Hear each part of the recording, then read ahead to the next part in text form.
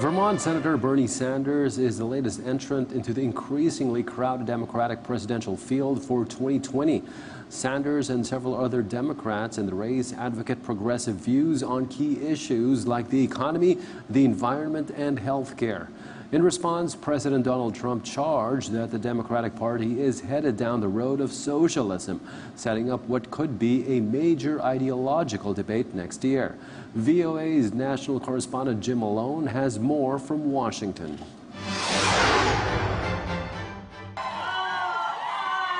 From Kamala Harris to Cory Booker to Elizabeth Warren, Democratic presidential contenders are getting voters fired up on the campaign trail. We can win this fight. Dream big. Fight hard and win. Trump is a danger for the future of our country. Vermont Senator Bernie Sanders, a self-described Democratic socialist, is the latest to join the Democratic field. Our campaign is about creating a government and economy that works for the many, not just the few. That progressive energy is also evident with new Democratic members of Congress, like New York Representative Alexandria Ocasio-Cortez, pushing a sweeping new environmental plan. And I am so incredibly excited that we are going to transition this country into the future, and we are not going to be dragged behind by our past. But the Democrats' emphasis on far-reaching plans for the environment, taxes on the wealthy, and expanding government health care programs is drawing fire from Republicans and from President Donald Trump on the campaign trail. Yet there are those trying to implement socialism right here in the United States. So I again say to you,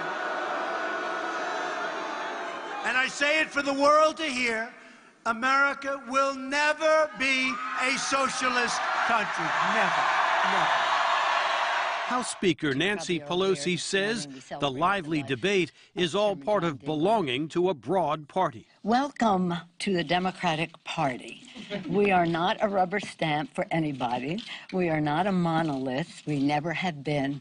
And who would want to lead a party that would be described that way? Democrats have long had a reputation for ideological splits and infighting, says analyst Larry Sabato. The humorist Will Rogers said it best way back in the 1920s. He said, I belong to no organized political party, I'm a Democrat. And we're seeing that again. There are so many factions in the Democratic Party, and they're all being represented by a candidate or two or three.